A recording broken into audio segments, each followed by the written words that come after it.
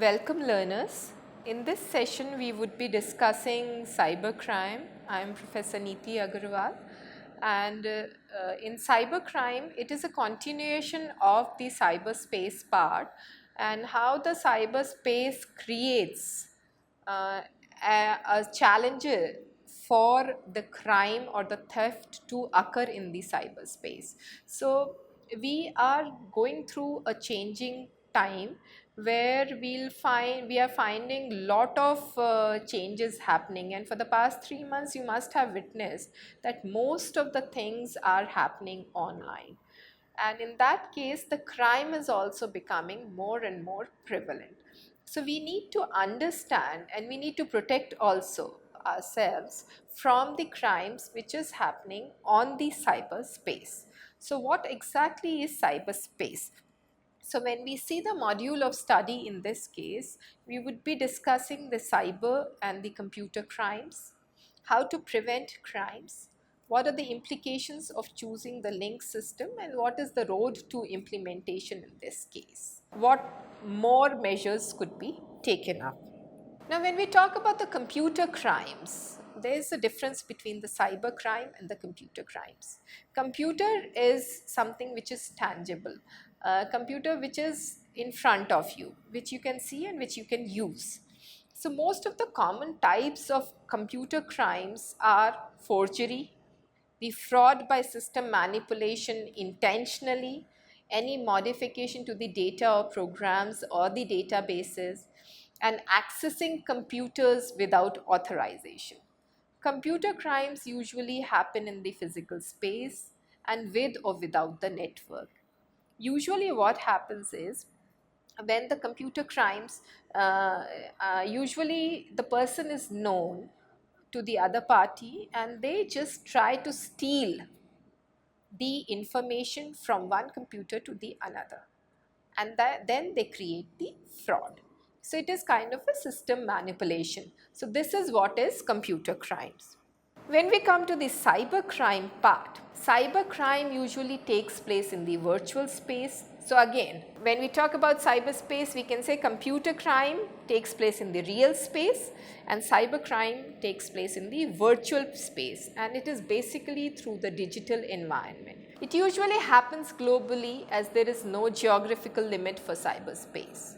From even sitting from this particular corner of the country to the other corner of the country or other corner of the globe, the cybercrime can be done. So it is on the digital environment, and it is the crime which usually takes place online. Basically it is online crime only, and often it is committed by targeting the computer networks or devices. Usually it is hacked. It can range from security breaches to identity theft, anything. And it can include, the crime can include something like revenge porn, something like cyber stalking, harassment, bullying, child sexual exploitation, anything can happen on the cyberspace.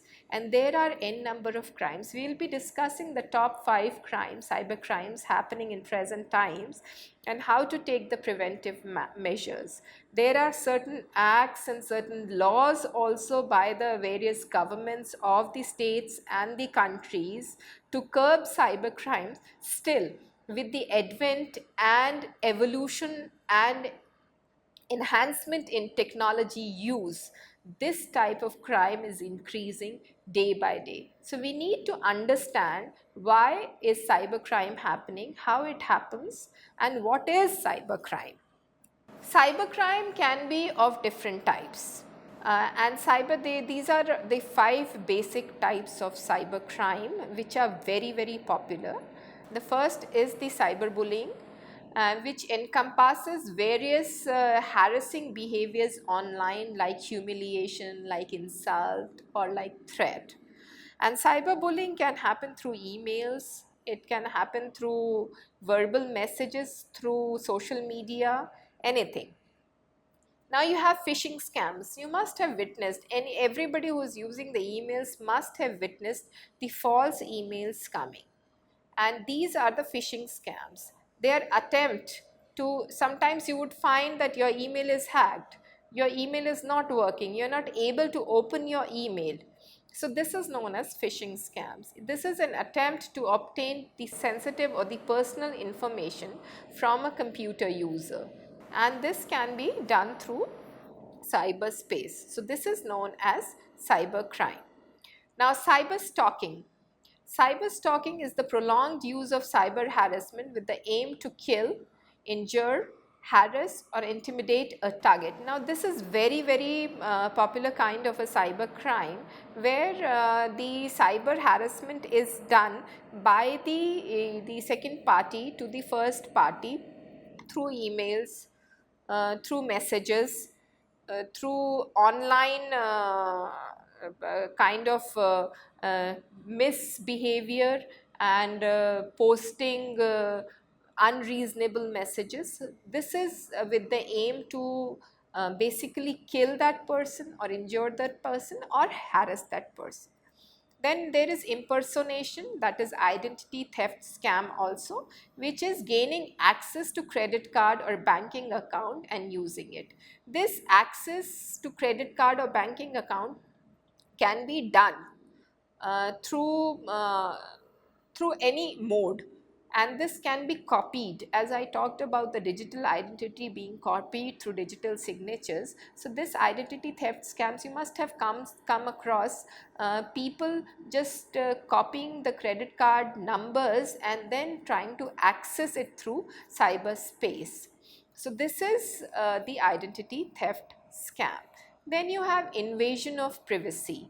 It is trying to intrude, this is hacking, basically hacking, intruding on a person's personal life to read the emails, etc. This can be unintentional also or intentional. In some cases it is out of inquisitiveness and playful nature. This happens, the hacking happens, and hacking can be unintentional as well as intentional, but most of the hackings are intentional in nature and they result in the security breaches also, like terrorist attacks and other things, or the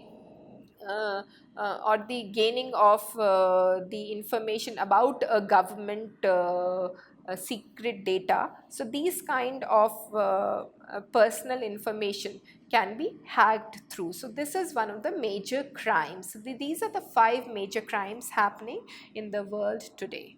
How to prevent crimes? This is very important to understand, that when the crimes are happening, how to prevent them. First, it can be done through transactional information, the content information, and using a full service internet security suite. I was talking about the encryption data. So one has to be very careful. Using strong passwords, updating the software frequently, updating oneself about the security breaches so you can just inform the particular site, protection against identity theft, and things to do if the crime happens. Now in things to do, these are the other parts, are the transactional information, the content information, etc.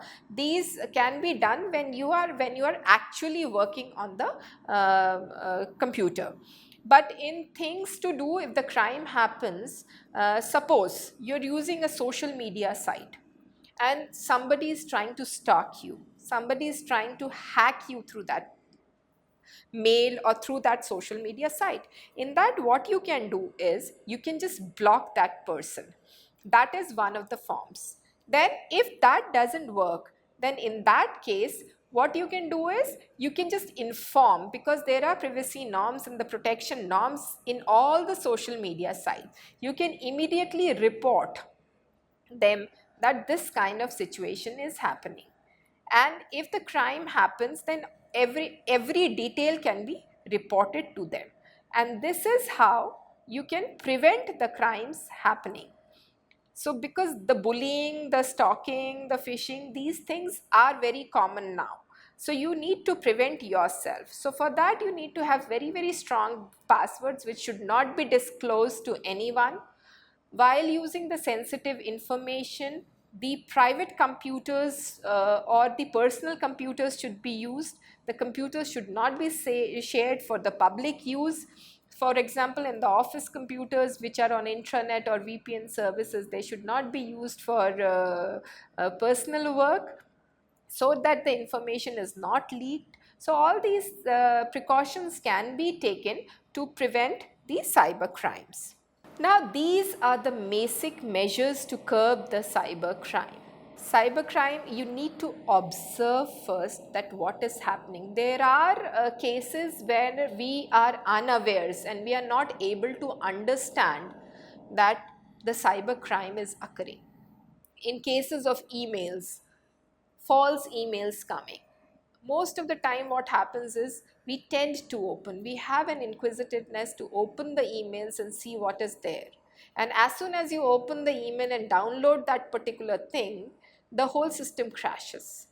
So you need to observe whether the email or whether the information which is being figured out, which is being circulated, is actual, is trustworthy, is recognizable, is verifiable or not. If it is not, then it is better not to open it and just put it in a trash. So this is observing. Then the other part is conversing. This part basically comes with the cyber harassment part, cyber bullying part. In this case, you need to converse with people around you that certain things are happening, because the information has to be circulated, disseminated between the known people so that they also know that something of this kind is happening. Cyber mob attacks are also very or are a major part of cyber crime.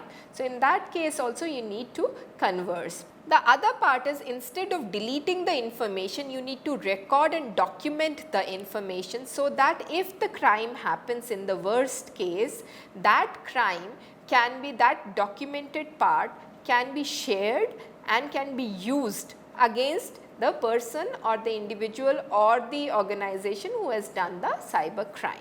Reporting, as I gave you the example of social media sites, there are reporting counters, there are reporting sections, there are reporting units on the website itself where you can report that this kind of activity is happening on my account, which can be taken care by the individual or the specific social media site.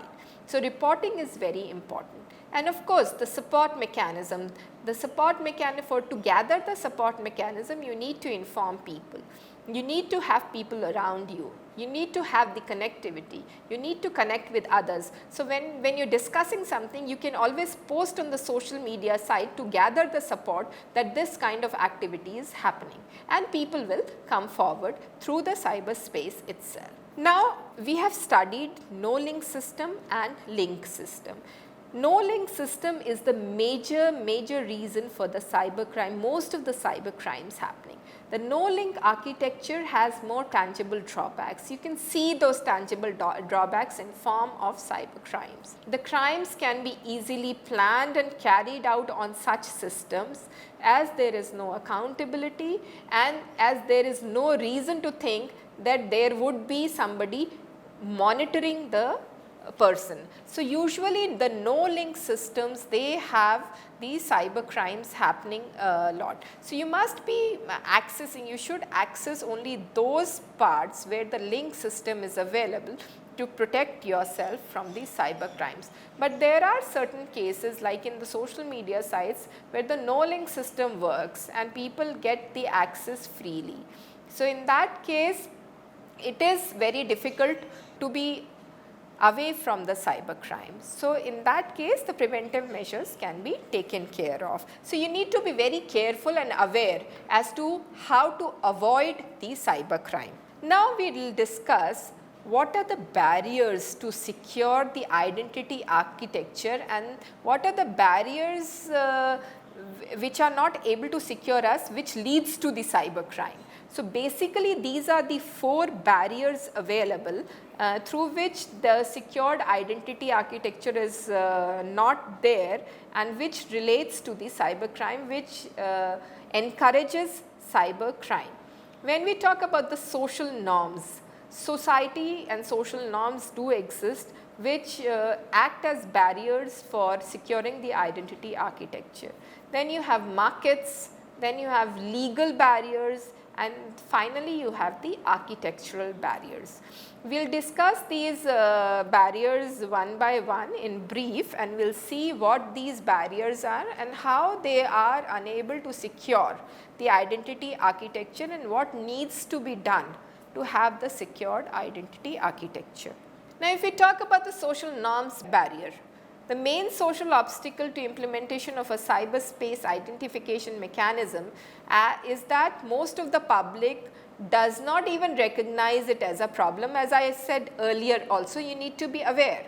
So, within the existing identification architecture, people are not even aware that this kind of cyberspace identification is not safe, is not secured, and basically this is happening. You must be visualizing number of videos being circulated which are made at home and which are being circulated through social media sites.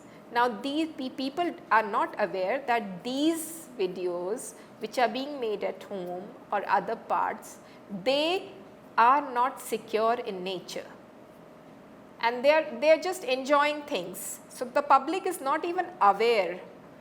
The social norms do not permit that, and the general public does not even understand the need for an improved secure cyberspace identification system, because that will hinder their accountability. That will hinder their freedom, not the accountability, that will hinder their freedom, the freedom to use a particular service. So, in social norms they say we have freedom of speech, we have freedom of saying anything, we have freedom of doing anything, we have all the rights. These are the social norms, and that create a barrier to secure the identity architecture. The other part is the market barriers. The market barrier is one of the major key problems, because there is a significant business model risk for companies providing identity verification solutions. Now, in case what happens is, if the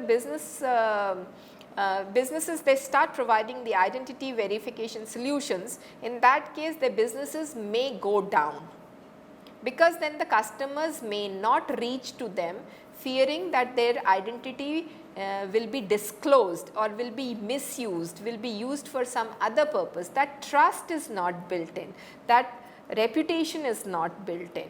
So, in that case the market barriers play an important role in not securing the identity architecture. So, in other words, it is unclear exactly how these companies can make money. So, the profit making organizations are also facing lot of issues regarding the same. Now, suppose you go to a shop and they ask for your mobile number for the updates, for the services, and you are reluctant to give their mobile number, because the mobile number, as soon as you give the mobile number, your identity is released, because everything is related to the mobile number. So, in that case this barrier, this particular notion that your identity would be revealed creates hassles for markets, and this becomes a market barrier. So, in addition, economic incentives also do not encourage the development of an open standard identity infrastructure, and ultimately the success of an open standard identification architecture exists. So, this is very important to understand, that the market barriers are also there.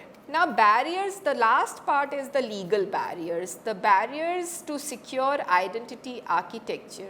These are the legal barriers, and the most critical legal obstacles to the development and adoption of any effective digital identity mechanism is the confusion over the legal liability rules. For example, who is responsible if someone's digital identity is misused or stolen?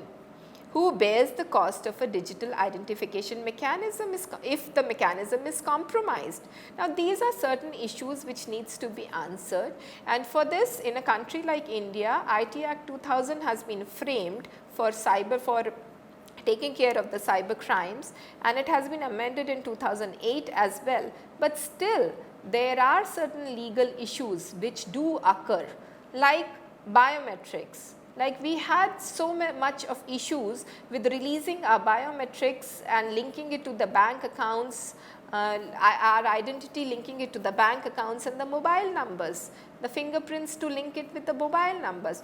So these were some of the issues which needs to be taken care of to secure the identity architecture. The appropriate liability rules also must reconcile to competing principles. The first one is the selected liability rules should help creating incentives that will drive towards the widespread adoption of a secure identity infrastructure, and the second one is to have an efficiently operating marketplace for identity mechanisms.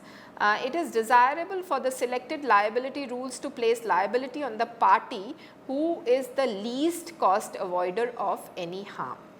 So, this is very important to understand the legal barriers. So, this is what this is the part of the legal barriers, and now coming to the architectural barriers. So, in broader terms there are three basic types of identification mechanism, and we have discussed all in the digital identity, but here we are discussing the three broad identification mechanisms. One is the authentication, the other is the unique information, and third is the unique characteristics. So, in authentication, you can it is based on a person's shared knowledge such as the password. The unique information is person's possession of unique information or device such as digital certificate. Unique characteristics are the person's inherent unique characteristics such as fingerprints or other biometrics, and if these are not provided, then the cyberspace is not secure. Now, we need to go above these norms and the social norms that these biometrics or authentication information which we are providing to the cyberspace is secured or not. So, as I said, biometrics is always available in the real space and it is lost on the cyberspace. So, architectural barriers can always be removed, and nowadays in the present context most of the cases the architectural barriers are of course being removed to a large extent. Now, we end this session with the thought that cyberspace is very good. It is very good to connect with each other, interconnectivity is required, but then it is important to be aware, it is important to be protected, it is important to understand the concept of cyberspace. We know our country is one of the largest users of internet services in the world. But then using internet does not solve the problem. You need to be aware of how to use that internet, how to work on that computer mechanism, how to work on cyberspace to be away from cyber crimes, away from cyber harassment. So, I will just wind up this session here. Thank you so much.